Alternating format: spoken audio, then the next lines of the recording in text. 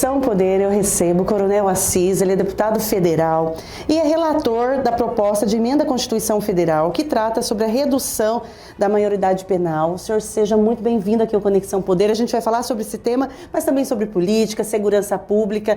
Eu sei o tanto que o senhor luta pela questão da segurança pública, pela tranquilidade no país, no sentido de que as pessoas possam viver com mais segurança no seu dia a dia, no seu cotidiano. Seja muito bem-vindo, deputado. Obrigado a todos os amigos aí do Conexão Poder. Para mim é uma grande honra poder estar aqui novamente e, lógico, para falar um pouco do nosso trabalho parlamentar lá enquanto deputado federal e também outros assuntos que com certeza vão de encontro ao que espera o mato-grossense, o brasileiro, da nossa atuação como deputado.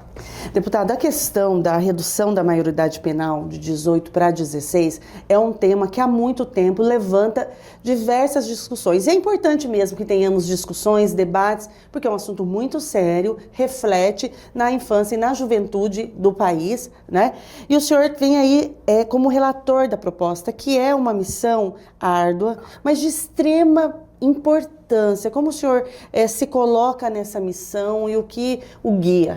Exato, Na verdade, quando nós fomos escalados aí para essa missão, partiu-se aí de toda uma articulação junto à antiga relatora, que era a competentíssima deputada Carol Detoni, que foi presidente da CCJ, mas por motivos de foro íntimo aí decidiu repassar essa relatoria para mim, e isso também foi construído junto ao presidente da CCJ, o deputado Paulo Aze, lá da Bahia, e nós tivemos aí recebemos essa missão no intuito de podermos trabalhar essa proposta de emenda constitucional. Como você mesmo disse, é um assunto que vem há muito tempo sendo tratado dentro do nosso país, palco aí de inúmeras discussões, mas a gente sabe que a vida, ela se movimenta muito rápido, o comportamento humano, ele se movimenta de uma forma muito rápida em 5, 10, 15, 20, 25 anos, e às vezes as nossas medidas legislativas, as leis, talvez elas mudem com um pouco menos de velocidade. Porém, nós estaremos trabalhando para construir um texto que seja aí justamente bem organizado, para que a gente possa ter uma aprovação primeiro na CCJ e depois, quando estiver pronta para o plenário, no plenário da Câmara dos Deputados. Deputado, a ideia é reduzir a maioridade penal dos 18 para os 16 anos. E aquele adolescente que entre 14 e 16 anos pratica hoje um ato infracional, ele também será alcançado por essa mudança? A ideia é alcançar ou é a partir dos 16? É a partir dos 16. Não existe essa possibilidade. Acho que assim, no texto, que é um substitutivo que nós estamos trabalhando, ele vai justamente alcançar esse jovem de 16 e 17 anos. E assim, é bom que fique muito bem claro, que nós estamos trabalhando um texto, lógico, antes de finalizarmos esse texto, nós teremos várias audiências públicas, Eu estou tentando organizar, já falei com o deputado Eliseu Nascimento, que é o presidente da Comissão de Segurança Pública da Assembleia Legislativa, já adiantei o assunto com o deputado Max Russi, que é o presidente da Assembleia Legislativa aqui em nosso estado, e temos uma reunião marcada para segunda-feira que vem, justamente para tratar. Eu quero fazer 6 audiências públicas no estado, justamente para ouvir a população, saber o que eles pensam, quem é pró, quem é contra, justamente para tentar trazer um texto que seja, vamos dizer assim, que tenha razoabilidade, Não seja um extremo, mas também não seja uma PEC água de salsicha que não entregue nada ao cidadão brasileiro, que também cobra esse tipo de mudança, É bom que fique claro e que seja esclarecido que esse tema ele já percorre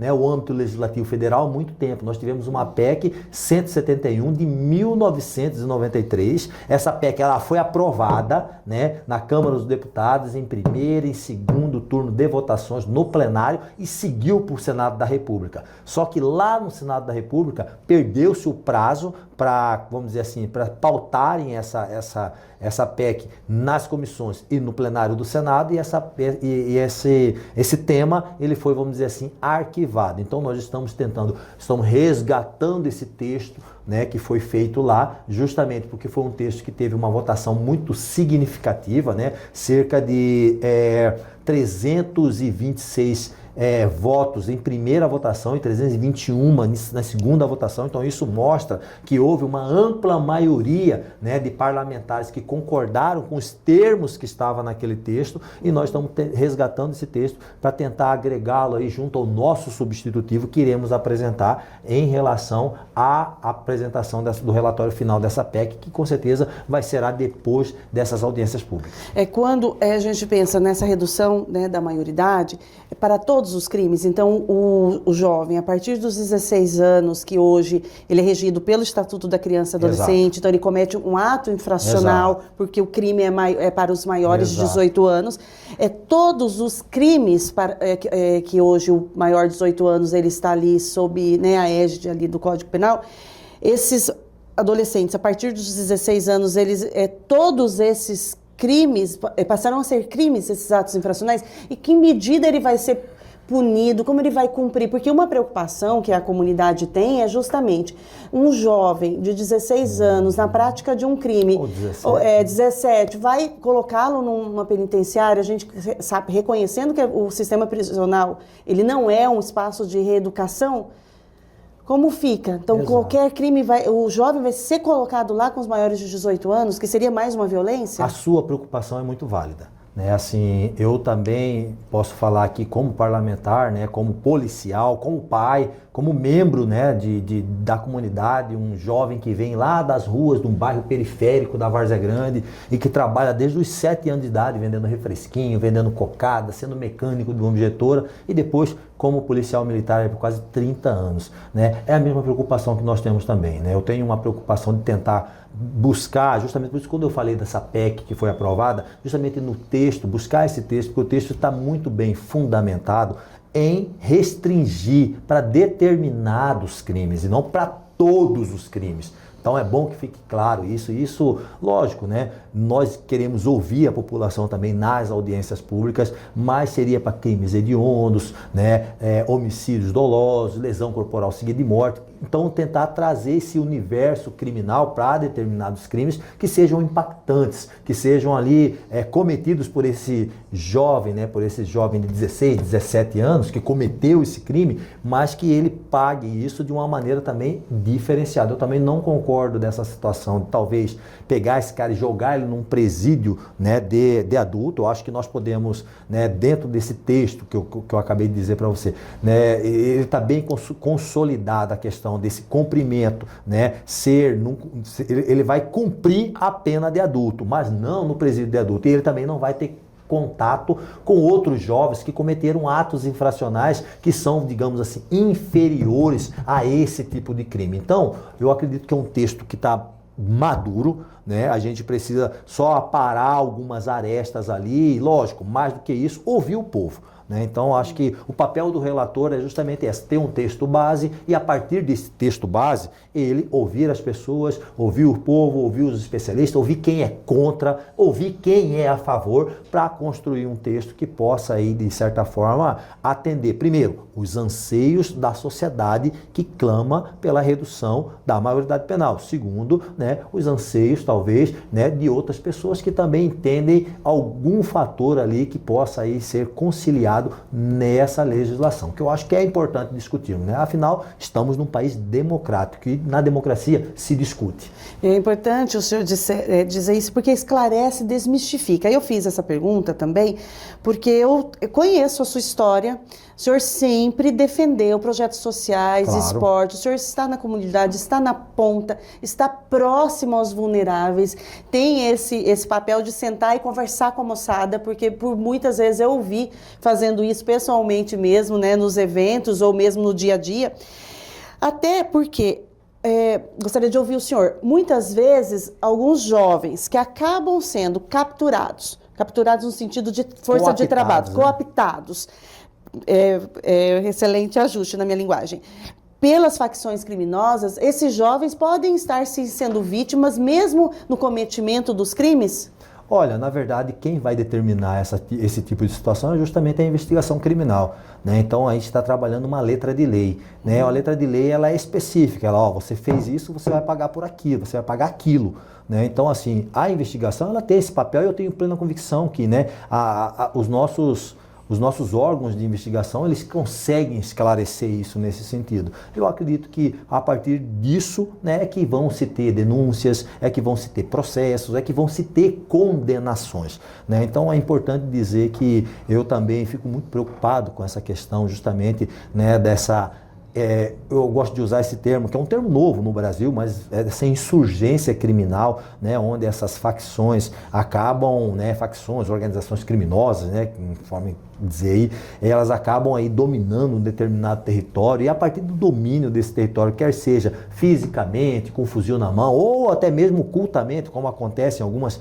periferias de grandes centros urbanos, né, eles acabam aí tentando implantar ali uma narrativa hegemônica, né, e eles usam artimanhas para isso, né? Como, por exemplo, né, a cultura, né, do funk, onde ele coloca ali umas músicas com letras empoderando a atividade criminosa, né, tentando trazer esse jovem, né, para esse mundo de um falso glamour do banditismo, né? Essa bandidolatria que talvez, né, no Brasil ela é um pouco tanto quanto acentuada no sentido de que se tem alguns, né, não é uma generalização, mas tem alguns agentes públicos que até defendem esse tipo de situação, e eu acho que esse combate a esse tipo de situação, ele tem que também fazer parte do poder público no sentido de não deixar que isso aconteça.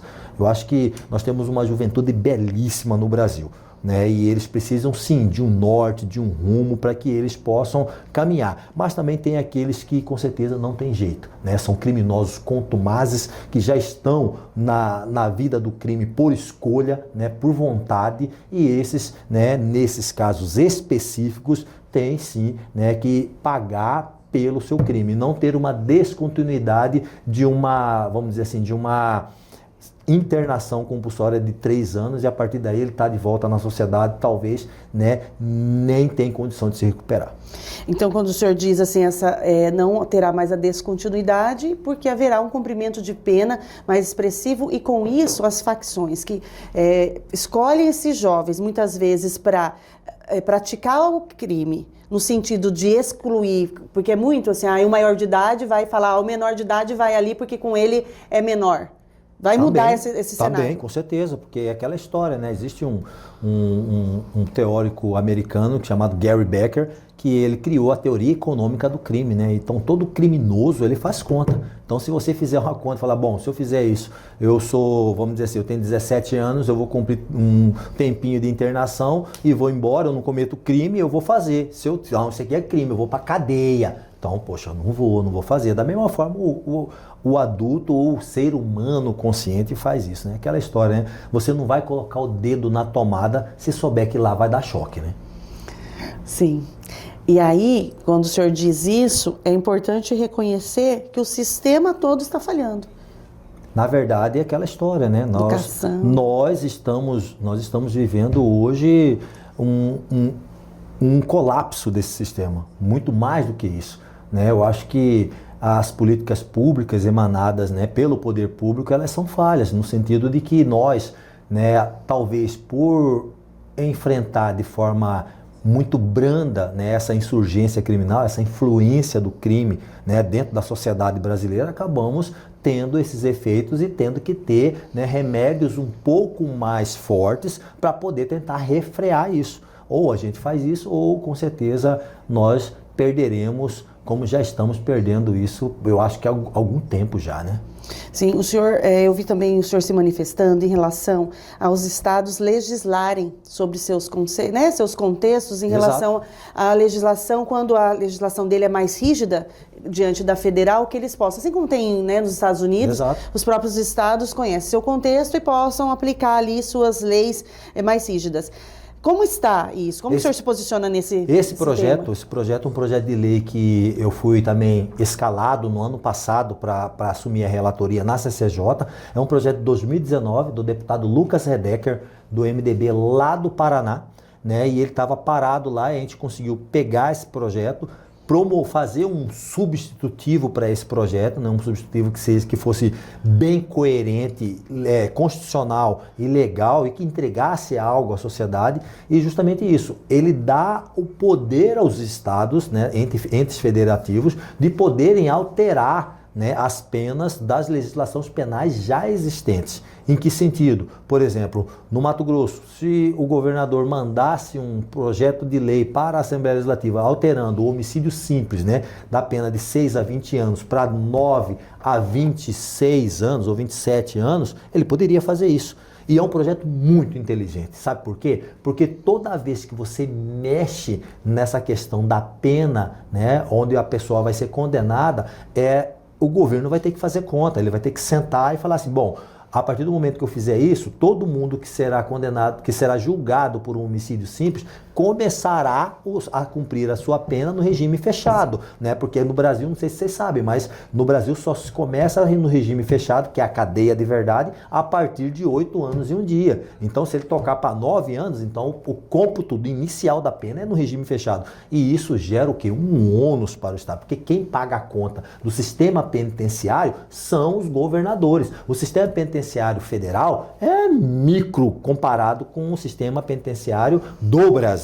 Né? Então, o governador vai ter que fazer isso. É um projeto muito bacana, eu acho que foi um grande avanço, né? Embora tenhamos ali muita resistência por parte dos colegas, né, governistas da esquerda, que entendiam que nós íamos virar um país onde cada um tem sua lei, que uma lei no estado, uma lei no outro, mas se a gente for pegar o preto no branco hoje, isso já existe. A DPF 635, que foi colocada lá no estado do Rio de Janeiro, promovia um regramento legal, jurídico, diferente do que era em outros países, em outros estados. No meu estado, nosso estado do Mato Grosso aqui, se a polícia quiser fazer uma operação, ela vai fazer. Lá não. Lá o cara tinha que atender uma série de requisitos estabelecidos pelo STF através de uma ação de uma determinada agremiação política de esquerda, lá no STF, para poder fazer uma operação. Então isso é uma legislação num estado diferente da outra, né? Então assim, eu acho que é um projeto bacana, ele está pronto para plenário, nós estamos fazendo aí uma gestão junto ao presidente Hugo Mota,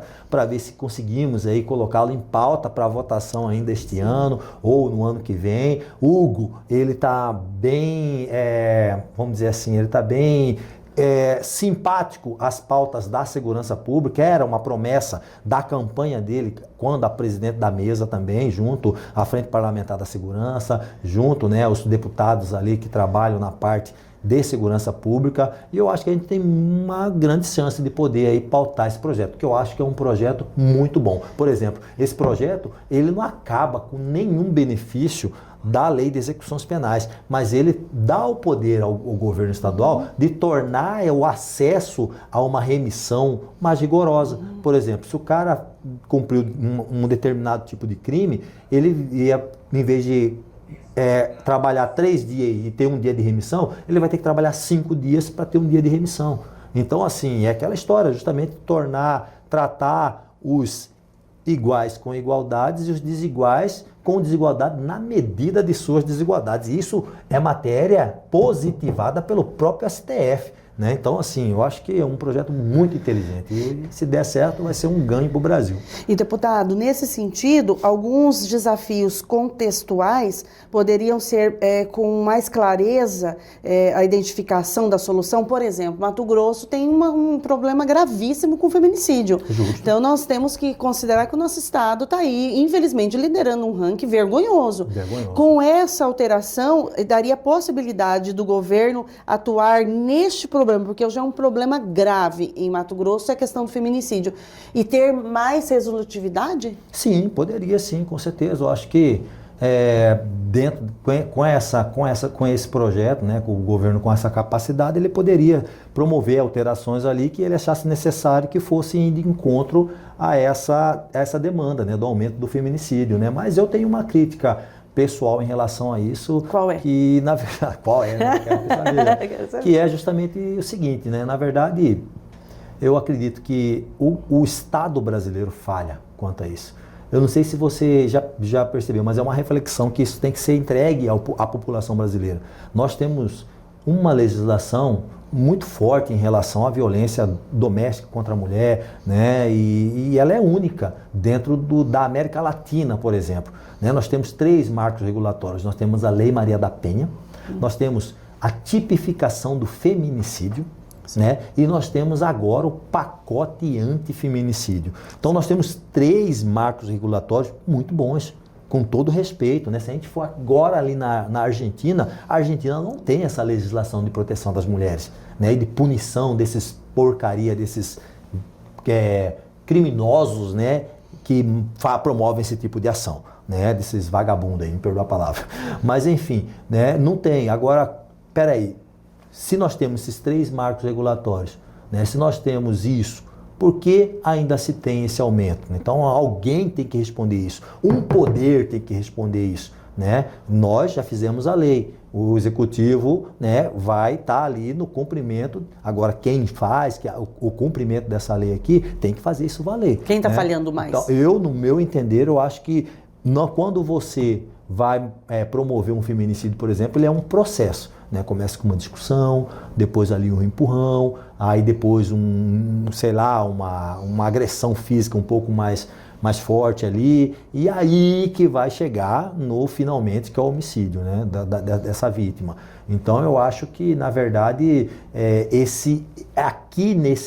no meio desse processo, tem que se agir. Por exemplo, se você pede uma medida protetiva de urgência, demora-se se dar essa medida protetiva de urgência, né? E a pessoa vai assassinada lá na frente. Por quê? Mas ela pediu lá atrás, ela tem 5 BOs, a pessoa já foi conduzida 1 vez, 2 vezes, poxa vida, prenda esse cara preventivamente, né? Use os instrumentos que estão dispostos nesses 3 marcos regulatórios legais e faça fazer valer, né? Eu acho que isso é um ponto. Né? Eu acho que também, nós discutimos agora atrás ali, falando sobre a questão, né, do exame de insanidade mental, né? Poxa, é uma legislação de 1941, cara, isso é muito antigo, né? E ela é, vamos dizer assim, de certa forma vaga, porque aquele cara que deu 60 socos na cara daquela mulher lá, né, acho que no São Paulo, Rio, não me lembro, né? Ele foi alegar isso. Então você vai no médico, pega um laudo e leva e apresenta,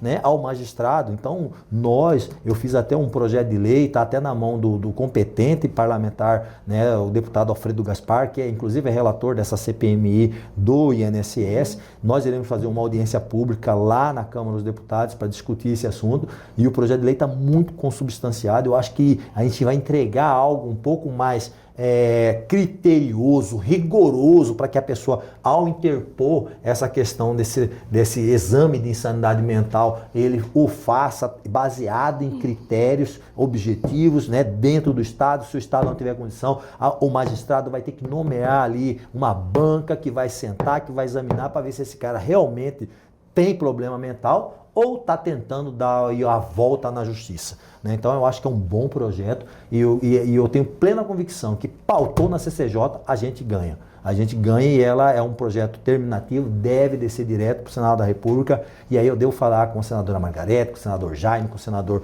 Wellington, para a gente encampar isso também lá e fazer valer, para entregar isso para o povo. Né? Eu acho que hoje, infelizmente, o Brasil tem essas brechas, né, onde esse tipo de criminoso promove uma ação ali para tentar escapar da justiça, né? Mas eu acho que nosso dever como parlamentar é justamente tentar ir amarrando isso, né? Só que precisamos do apoio de todos também, né? E, deputado, como é o trabalho da bancada? Embora tenhamos, né, na bancada, às vezes pensamentos diferentes, posturas diferentes, mas esse trabalho em conjunto, no coletivo, ele é articulado em prol de Mato Grosso e para além das muitas vezes partidárias, políticas, ideológicas, com certeza, não tenha dúvida disso. Né? Hoje, graças a Deus, né, nós temos ali 8 deputados, 3 senadores, e as pautas que dizem respeito ao Mato Grosso, né, ao crescimento do Estado, ou algumas pautas, né, que embora possam até ter uma ou outra divergência, mas que vão entregar algo ao brasileiro, a bancada vai junto, não tenha dúvida disso. Hoje nós temos essa interlocução, né, junto aos outros parlamentares, isso é importantíssimo. E o trabalho em Brasília, ele perfaz muito isso, viu? É a casa das discussões, é a casa, né, discussões acaloradas, mas também é a casa das articulações, onde você vai articular, onde você vai promover ali uma conversa com os outros partidos, com os outros parlamentares, para tentar chegar a um denominador comum e tentar entregar algo que realmente signifique algo para a sociedade. Como eu falei, o caminho legislativo ele não é fácil, né? Porque nós passamos ali no projeto, aí tem vistas, aí tem isso, aí tem aquilo, aí tem emendas, aí tem aquilo outro, a pessoa vai ter que fazer todo um apanhado ali para tentar, vamos dizer assim, contemplar as várias faces do Brasil que tem ali, os vários posicionamentos, mas o objetivo é entregar algo que realmente vale a pena para o povo. Né? Deputado, como que o senhor vislumbra a questão do INSS? Como estão sendo as discussões? Qual a expectativa em relação a toda essa condução?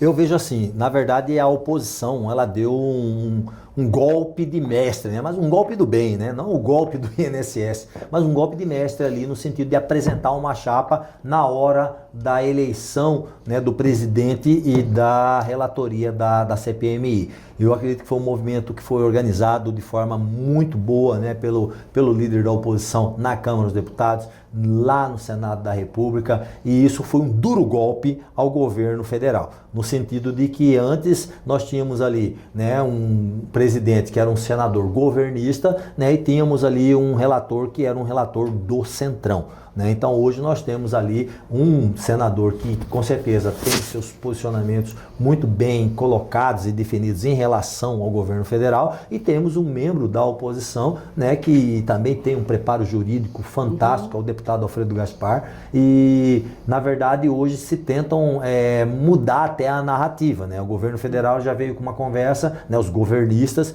de que o roubo do INSS começou lá atrás, potencializou no governo Bolsonaro e eles acabaram com o roubo. Isso é uma grande mentira, uma grande falácia. Graças a Deus que nós temos órgãos de imprensa sérios, como o Conexão Poder, a imprensa e, desculpe, as redes sociais ainda livres no Brasil, para a gente poder desmentir isso na cara dura. Porque se isso fosse verdade, eles não teriam mandado o ministro Lupe embora, não teriam reformulado toda a gestão do INSS, né, e do Ministério, e não estariam lutando com unhas e dentes para ganhar a relatoria e a presidência dessa CPMI. Agora eles tentam de toda forma talvez aí impedir, né, o depoimento ou a convocação daquele irmão do presidente da República, o tal Frei Chico, né, que é aí vice-presidente de uma desses sindicatos aí que mais recebeu dinheiro aí dos descontos indevidos dos aposentados. E eu tenho convicção que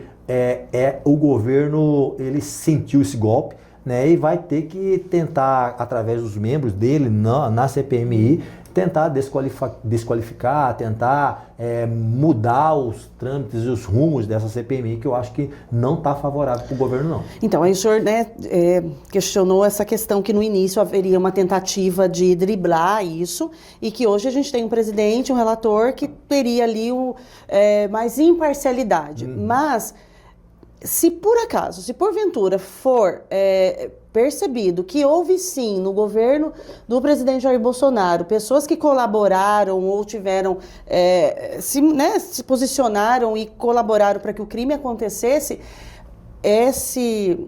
quem conduz, colegiado, vai se manter imparcial no sentido de dizer não. Este duvido. Aqui também que senta do meu lado na mesa do café também está envolvido. Eu não duvido disso, não. Eu acredito que sim. São pessoas, como eu disse, igual o deputado Alfredo Gaspar tem uma carreira irrefutável.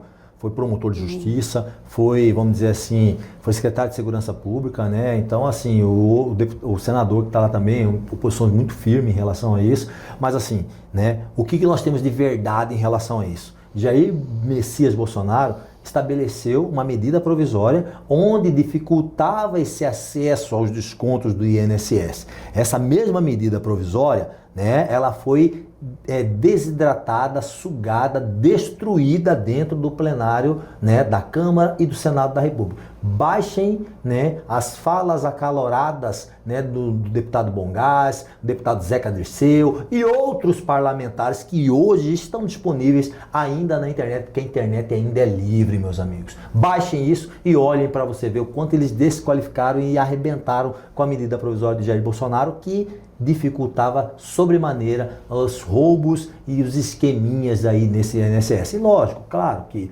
esse tipo de ação não é nova, né? Quem não lembra de Georgina de Freitas, né? Lá da década de 90, né? Que promoveu aí roubos milionários, né, aos aposentados do INSS. Mas eu tenho plena convicção que, pelo menos parece, né, que nessa gestão que está comandando a CPMI, nós não teremos pizza, a exemplo de outras.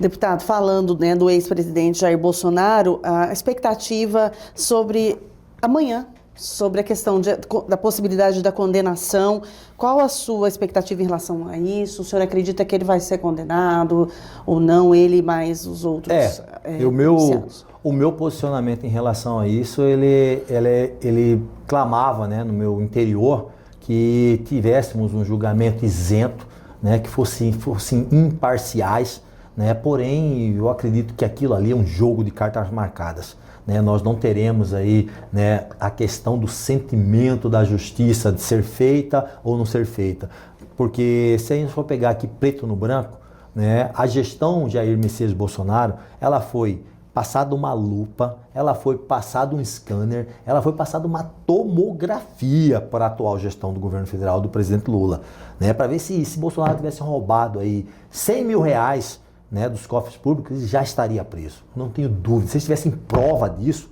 ele já estaria preso, condenado. Esse julgamento é um jogo de cartas marcadas. Não espero nada menos, né, do que talvez essa condenação aí tácita, né, do presidente e das outras pessoas, mas eu gostaria muito, né, que a justiça surpreendesse e fizesse justiça. Deputado, a ida do filho, né, do ex-presidente Bolsonaro para os Estados Unidos, o senhor acha que pode ter impactado agora com toda essa movimentação negativamente ou positivamente, ou o senhor acredita que não modifica?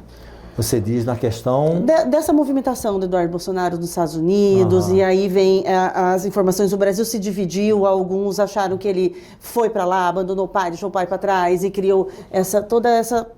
São muitos, né, os burburinhos. O que o senhor acredita nessa postura de ir para lá, se isso por acaso... Eu penso que a postura do Eduardo ela foi uma postura muito corajosa, né, porque, com todo respeito, a gente sabe que tentou-se promover aí um estratagema, né, para que pudesse aí reter o passaporte de Eduardo, e depois, quando viram que ele já estava lá, fizeram aí para um parecer, para que não fosse recolhido, né? Então, assim, eu acredito que você deixar o seu país, né, onde você tem aí um cargo eleito por uma grande maioria de brasileiros, onde você desenvolve um trabalho de parlamentar para pegar sua família e ir para um outro país, né, realmente você tem uma decisão muito séria, uma decisão que pesa muito para a pessoa como ser humano, né? E claro que eu acho que essa decisão que ele tomou foi uma decisão acertada do ponto de vista, né,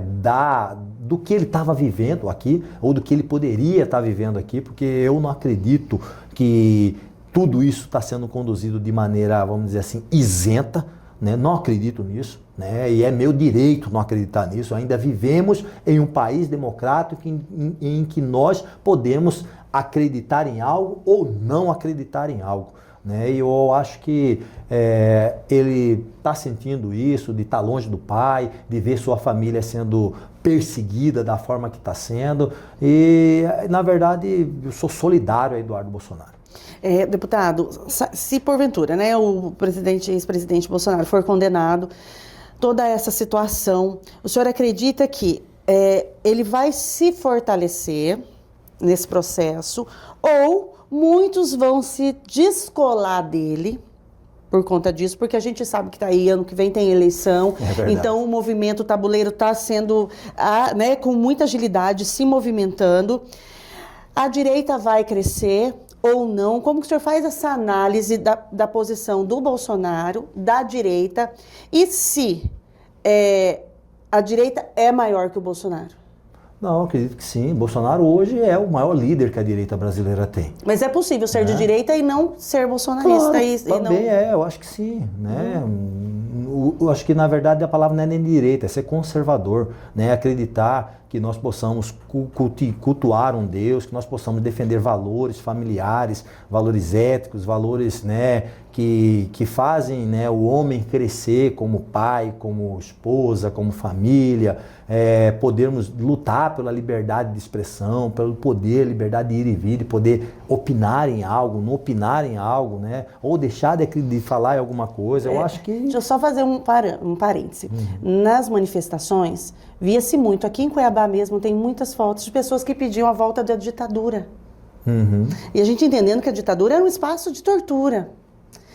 E aí, quando a gente fala o conservador, existem muitas pessoas nesse movimento que não compreendem qual o conceito verdadeiro do que é ser conservador. Eu acredito que, na verdade, existe todo tipo de gente, pedindo né? volta Na verdade, às 5, volta à tortura. na verdade, o que acontece? Às vezes as pessoas, né, fazem esse tipo de ação, talvez ali, num calor do momento, né? Mas... Não é ruim para o movimento? Não, eu penso que nós vivemos num país livre, né? Então você pode pedir o que você quiser, por enquanto, né? Se você quiser pedir isso, você peça, mas não vai acontecer, né? Isso acho que ficou no passado, né? Por um lado houve excesso, por outro também houve muito excesso, né? A gente sabe disso, tanto é que veio uma anistia ampla, geral e irrestrita, então isso fica no passado e trabalhemos o Brasil daqui para frente. Agora, claro que aquela história, né? A condenação de Bolsonaro vai ser um marco histórico. Vai fortalecer a direita e o Bolsonaro? Eu acredito que fortalece muito a direita brasileira, né? Porque você condenar uma pessoa que não cometeu nada, por nada, diferente do que nós vimos no passado, onde uma determinada pessoa que hoje ocupa um cargo de relevância em nosso país foi condenada em 3 instâncias por vários magistrados, vários membros do Ministério Público, de várias instâncias, por crime de peculato, de corrupção, de desvio de dinheiro e um monte de coisas aí, né? Então, assim, é complicado, né? Como você falou, ano que vem está chegando a eleição, né? A gente vê aí até o PT parecendo... O PT, né? O governo do PT, o governo Lula, parecendo aqueles movimentos, aquelas organizações terroristas reivindicando, né, ação terrorista, né, no caso da Operação Carbono Livre, né, reivindicando ao protagonismo de uma ação policial. Pelo amor de Deus, né? Nós estamos há 3 anos desse governo, meu amigo. 3 anos. O governo não fez nada em relação à segurança pública. Aí agora, numa operação em conjunto, que é o Ministério Público de São Paulo, junto à Polícia de São Paulo, com a Polícia Federal, com outros órgãos, né, em conjunto, fizeram aí, dando aí um duro golpe na organização criminosa do PCC, o governo federal vem aí querer reivindicar o protagonismo dele. Até o doutor Haddad dando, vamos dizer assim, entrevista em relação a isso. Aí o pior de tudo é ver, né, o quão leviano é a declaração de um chefe de Estado ao querer correlacionar o avanço criminal de uma organização criminosa a um vídeo condenando a questão da taxação, da possível taxação do PIX, né, por parte do governo federal, onde eles tiveram que recuar, porque se quem não deve, não teme, eles promoviam isso aí e pronto, acabou, né, mas recuaram, né, então realmente é complicado saber disso, que ano que vem tem eleição e os caras até agora estão defendendo segurança pública, viu, só que semanas atrás nós votamos uma legislação onde determinava-se que o criminoso que cometesse crime hediondo vai ter que cumprir 80% da sua pena no regime fechado. Quando a gente fala isso, a gente fala de estuprador, de cara que mata a mulher, de cara que estupra a criança, né? Sim. E os governistas, a esquerda brasileira votou contra. E agora eles querem ser aí os bambambam, aí, os donos que querem salvar o Brasil da segurança pública, né? Um absurdo. Deputado, a gente caminhando aí para o final da nossa entrevista, as manifestações. Dia 7 vai haver manifestação, o senhor está aí participando. Como o senhor avalia as manifestações? Elas têm enfraquecido, têm fortalecido? O senhor acredita também que oscila? É importante, não é? Não, é importante, temos que manifestar. O Brasil, como eu disse, ainda é um país livre.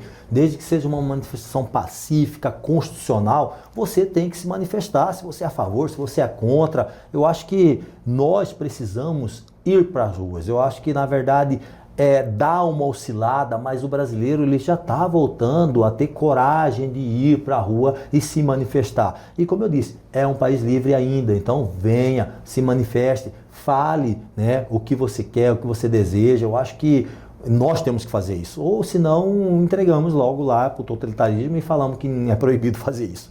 E aí, quando o senhor diz manifestação sendo pacífica, claro, de qualquer natureza, de reivindicação de direitos, reivindicação de pautas muito difíceis, porque às vezes a gente observa, temos muitas manifestações políticas das mais diversas, né, linhas partidárias, ideologias partidárias, mas muitos temas que são, de fato, como estupro de criança, assassinato.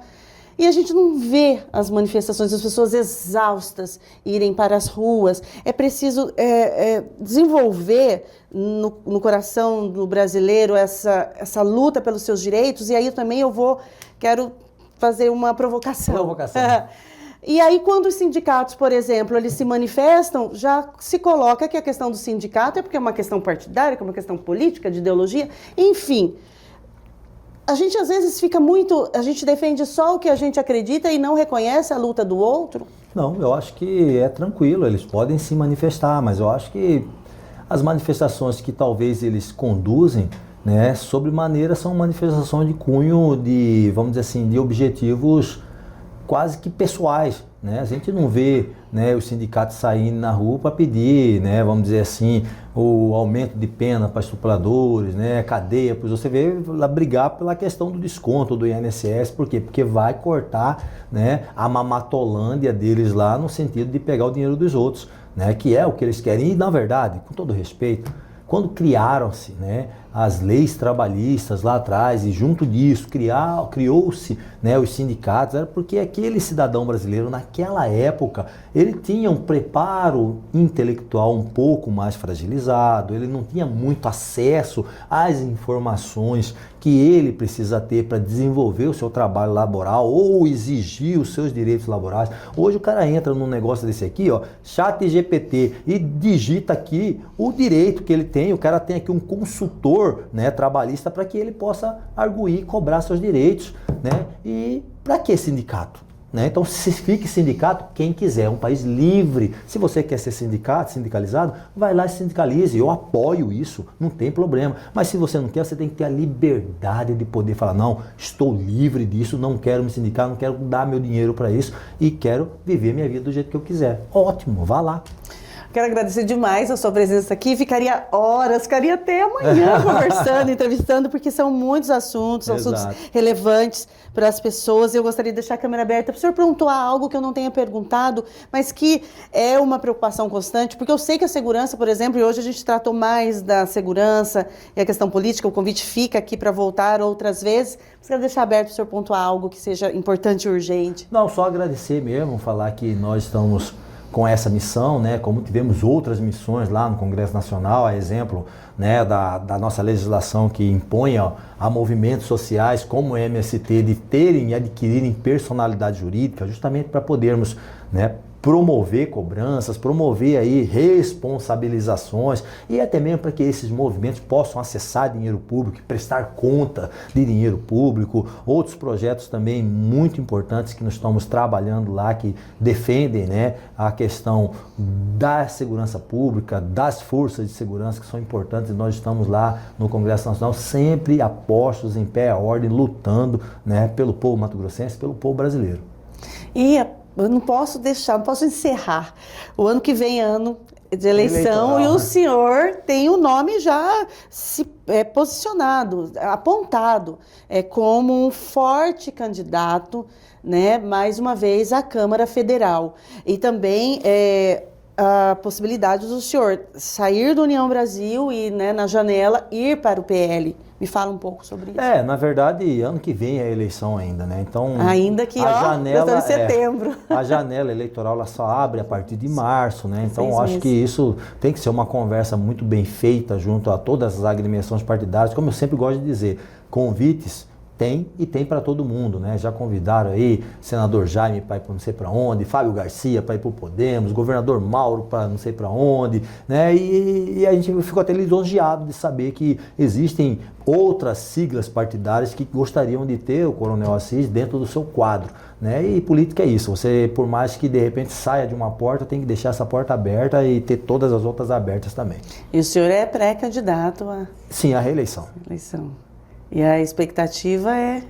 A expectativa é trabalhar muito, né? O mandato ainda falta muito ainda para fazer, muito para entregar. Eu acho que dentro com um pé no chão, bem pé no chão, eu acho que o que vai nos viabilizar para um futuro segundo mandato é justamente o trabalho, é mostrar, entregar, né, o que nós fizemos, o que nós conseguimos carrear para os nossos municípios, parceiros aí. Eu percebo essa agenda muito intensa, quando o senhor está aqui o tempo todo atendendo municípios, recebendo vereadores, prefeitos, instituições. Exato, é justamente isso. Eu acho que o trabalho parlamentar ele perfaz justamente a questão da fiscalização dos trabalhos do governo federal, né, do poder executivo, também a questão da produção legislativa, que eu acho que dentro do que eu me propus, né, no meu plano de campanha, a gente está mantendo o nosso foco, né, produzindo, né, legislativamente, atuando, relatando, buscando entregar bons projetos legislativos para poder entregar algo à sociedade e, lógico, também carregar recursos através de emendas parlamentares para os municípios, né,